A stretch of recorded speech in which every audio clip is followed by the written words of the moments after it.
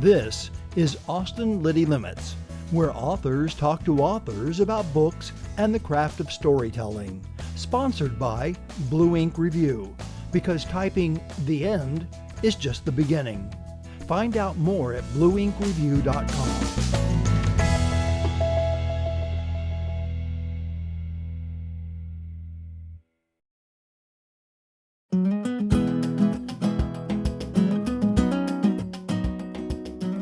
The Turtle House is a story that moves between a small town in Texas to pre-World War II Japan and occupied Tokyo. An engaging literary debut about a grandmother and a granddaughter who connect over their beloved lost place and the secrets they both carry. A reading by Amanda Churchill. Hi, my name is Amanda Churchill. I'm the author of The Turtle House, and I'm going to read from chapter 1.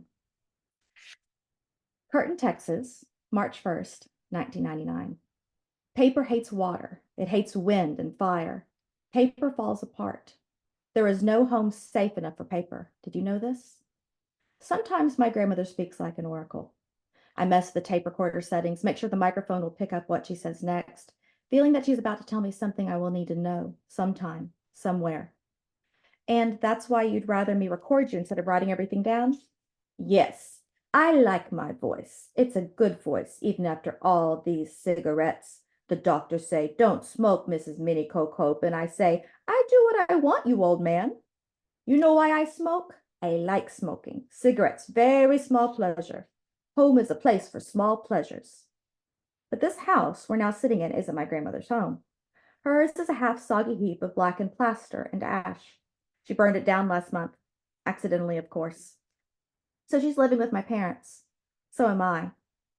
If I'm being honest, I burned down my architecture career. But I didn't have a choice. We're both squatters on my parents' land, eaters of cereal and consumers of ham sandwiches, drifting along out of place. There are nearly 50 years between us. I'm 25, my grandmother is now 73. Today is her birthday. And now we share a bedroom, a tub, a toilet. We tell each other it's temporary. My grandmother cracks my bedroom window and sparks a Salem light, but the smoke comes back at us from a tricky breeze.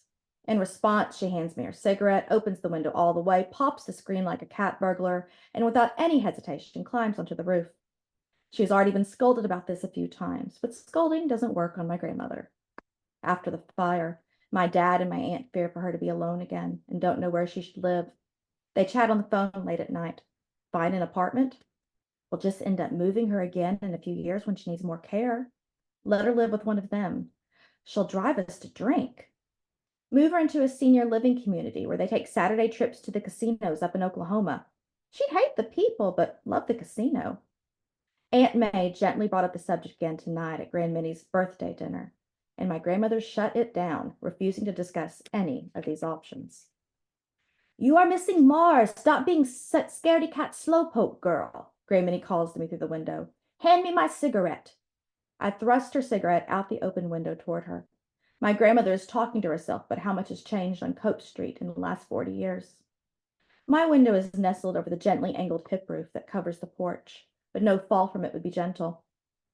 My grandmother does not let this faze her. Her legs are clad in dark gray polyester slacks, and she's wearing her upstairs house shoes. She's still muscular, stocky. My Aunt May, my dad's only sibling and Curtin's lone pharmacist, in charge of everyone's blood pressure and rosacea flare-ups, think Grand Minnie is growing forgetful and going through a regression of sorts. My dad says it's more like a midlife crisis, to which my mom will quietly mutter, well, hell's bells. I carefully perch beside her. The shingles are still warm from the sun, but the air is growing chilly. The pecan tree is budding with dangling yellow-green worms of pollen. It has grown crooked and is so close to the house I can nearly reach out and touch it. I have the Sony microcassette recorder in my lap. I feel the tape turning through my sweatpants. Okay, back to what we were talking about. You never chose to write down your history before because you don't trust paper and you don't want me to do the same. And I don't write English, only Japanese. And you don't read Japanese, so that's why I never write this down. You never taught me. Her brown hand, all chiseled bones and sinew, with perfectly shined nails, reaches out, and slaps me on the leg. It smarts because my grandmother does not know softness. Thank you.